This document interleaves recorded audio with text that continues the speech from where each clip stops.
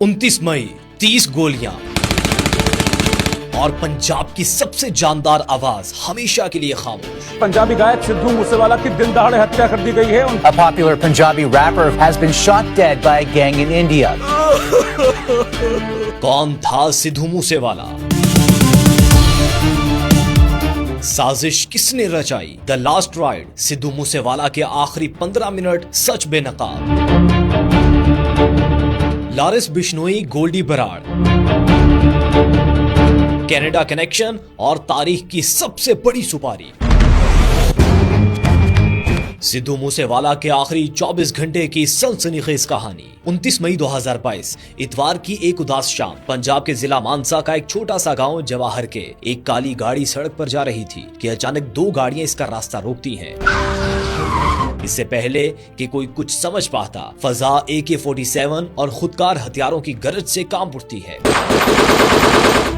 महज चंद मिनटों में 30 से ज्यादा गोलियां जलाई जाती हैं और पंजाबी म्यूजिक इंडस्ट्री का वो बेताज बादशाह जिसके गीतों पर करोड़ों नौजवान थरकते थे, अपनी ही गाड़ी की सीट पर खून में लथपथ मिलता है।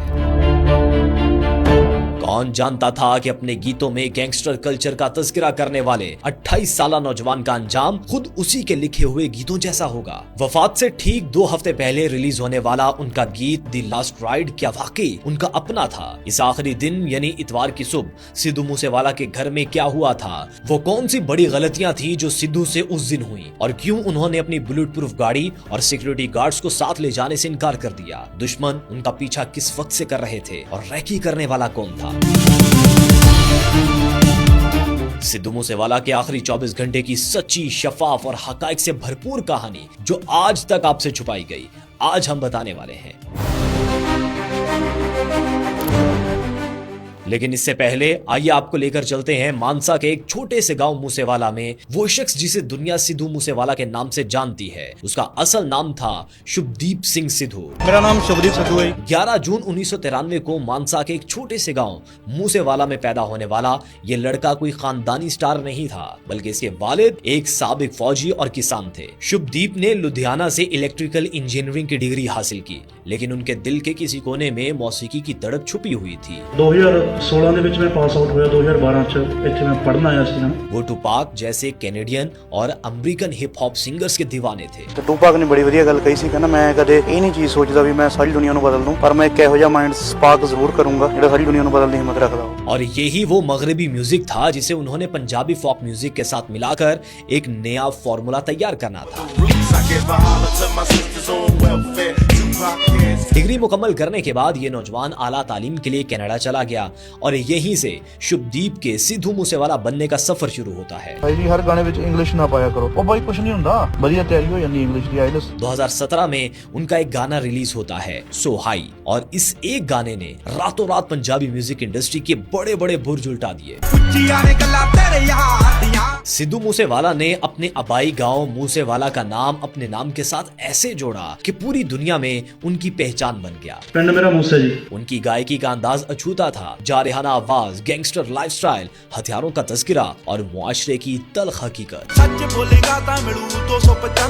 महज 4 से 5 सालों के अंदर इस 28 साला नौजवान ने वो कामयाबी हासिल की जो लोगों को पूरी जिंदगी में नहीं मिलती। उनके गीत सिर्फ पंजाब या भारत में नहीं, बल्कि पाकिस्तान, कनाडा, बर्तानिया और अमेरिका के बिलबोर्ड ग्लोबल चार्ट्स पर ट्रेंड करने लगे। वो यूट्यूब पर अरबों व्यूज हासिल करने वाले पहले पंजाबी सिंगर बन गए। लेकिन जहां ये बेपनाह शोहरत उनके लिए मोहब्बतें ला रही थी, वहीं उनके गांव में हथियारों और गैंग कल्चर के तज़किरे ने उन्हें तनाज़ात और दुश्मनियों के एक खतरनाक जाल में भी धकेल दिया था। सिद्धू मूसेवाला के उरूज की कहानी उनके गीतों के जिक्र के बगैर अधूरी है। सोहाई की शानदार कामयाबी के बाद सिद्धू ने हिट गानों की ऐसी लाइनें लगा दी जिसकी मिसाल पंजाबी इंडस्ट्री में नहीं मिलती। Old school, legend, same beef और 295 जैसे गीतों ने यूट्यूब और बिलबोर्ड चार्ट्स पर धूम मचा दी। उनका एल्बम मुंह से टेप साल 2021 में दुनिया का सबसे ज्यादा सुने जाने वाला पंजाबी एल्बम बन गया। सिद्धू मूसेवाला के म्यूजिक का असल जादू ये था कि उसने भारत और पाकिस्तान के दरमियान खींची गई सियासी सरहदों को मिट्टी में मिला दिया। लाहौर की सड़कें हों या कराची के हाईवेज, पाकिस्तान का शायद ही कोई ऐसा नौजवान हो जिसके मोबाइल या गाड़ी में सिद्धू के गाने ना गूंजते हों।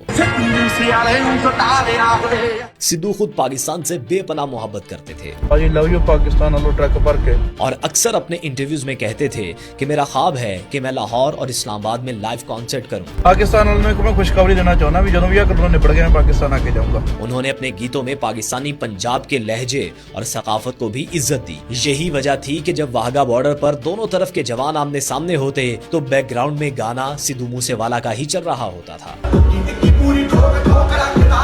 जब मौसीकी की दुनिया सिद्धू के कदमों में आ गई तो उन्होंने फिल्मी दुनिया यानी बड़े पर्दे का रुख किया। साल 2021 में उनकी फिल्म मुंह से जट रिलीज हुई, जिसमें उन्होंने एक देसी और जुर्रतमंद किसान का किरदार अदा किया जो अपने हुकूक के लिए लड़ता है। उसके फौरन बाद उनकी दूसरी बड़ी film yes I am student I. ये फिल्म कनाडा और बरतानिया जाने वाले उन हजारों पंजाबी स्टूडेंट्स की सच्ची कहानी पर मबनी थी जो अपने वतन से दूर मेहनत मजदूरी करते हैं। पिंड देखना तरक्कियां करना आए हैं। इन फिल्मों ने बॉक्स ऑफिस पर करोड़ों का बिजनेस किया और ये साबित कर दिया कि सिद्धू सिर्फ एक अच्छे सिंगर और राइटर ही नहीं बल्कि एक बेहतरीन अदाकार भी थे जो मिट्टी से जुड़े हुए थे। फिल्मों और गानों का ये अरूज जारी था कि मई 2022 के आगाज में उनका एक गाना रिलीज होता है द लास्ट राइड यानी कि आखिरी सफर। इस गाने के पोस्टर पर उस अमेरिकी रैपर टुपाक की कार की तस्वीर थी जिसे 1996 में गाड़ी के अंदर गोलियां मारकर कत्ल किया गया था। गाने के बोल थे,